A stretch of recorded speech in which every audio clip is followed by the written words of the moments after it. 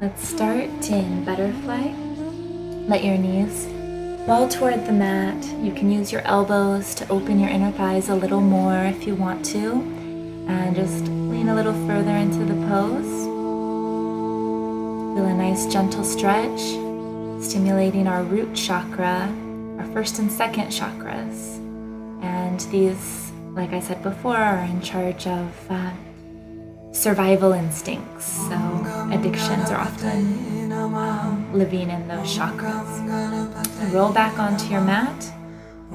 Walk your heels toward your hips and then send them up toward the ceiling. We're going to roll up into a shoulder stand and then coming over into plow pose. These also help stimulate your throat chakra and your thyroid gland, which control stress hormones. And the more we're stressed, the easier it is for us to give into addiction. So a big part of eliminating addictions is eliminating the stress that can sometimes cause them. Gently roll back out of the pose. Reach your arms over behind you, coming up into bridge pose. Another good one for the throat chakra. And it's also stimulating your root chakras. It's letting blood flow the opposite way that it normally does. Keep your chin tucked in towards your chest, long neck and back. You can use your hands to support the pose if you need to. If you don't, interlace your fingers under your hips and keep using your glutes to press your hips up in line with the knees and shoulders. Slowly roll back down. We're going to transition into a few balancing poses now. Rolling up into a standing position. Shift your weight to one side. And then open the opposite leg and find a good resting spot for it. Above or below the knee, anywhere but on the knee. You might want to start with a wall behind you. If you're already familiar with balancing poses, you can begin to inhale your arms up, exhale down. So finding physical balance can be a metaphor for finding balance in our lives. So you might want to assess your relationships, finances, creativities, all the things that make up your life, and see which ones need more attention. When we're balanced, we're less likely to lean on that crutch of addiction because we can stand strong all on our own. When you're ready, switch to the other side. You might start with your foot on your ankle, and then each time you do this, try to inch it up a little bit on the opposite leg until you find balance. Strong core for this one. Tailbone is tucked under. Always thinking about pulling your knee back behind you to open the inner thigh.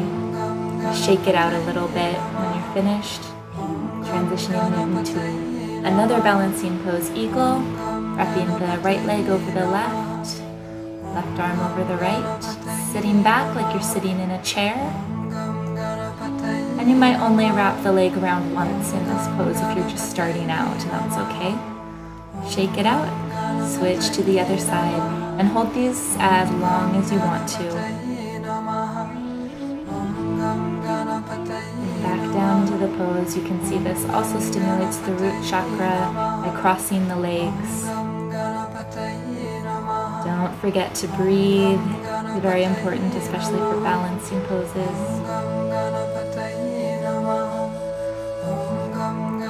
We're moving on into a warrior pose. Front leg pointed straight ahead, back leg to an angle, both hip bones pointed straight ahead. We're going to flow through warrior 1, 2, and 3. Warrior poses are poses of strength, and addictions often make us feel weak.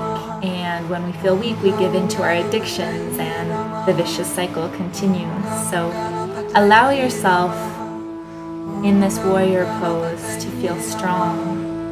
Strong in your body, strong in your spirit, and in your mind. This is warrior 3. It's also a balancing pose as well as a strength pose. Back into warrior 2, and we'll switch to the other side. Warrior one. Hip bones pointed straight ahead, reaching to the sky with the arms, sinking into the pose with the hips. Heeling open, warrior two. We want our weight 50-50 on both legs, so keep pressing to the outside of the back foot to stay balanced, to keep this pose strong. Bend into the front knee and slowly tip forward into warrior three. And you might not get fully parallel with the ground, but just start where you can, keeping a straight line from toes to fingers. Let's come out of that. Back to warrior two. And we're going to move from the warrior poses into a few arm balancing poses. The first pose we're going to do is called crow pose. Open your inner thighs, wide starfish hands, spread your fingers far apart. Let your knees rest on your upper arms, and then maybe lift one foot, then the other. Or if you're familiar with crow, just lift both at the same time, really pulling through the core, pulling the navel toward the spine.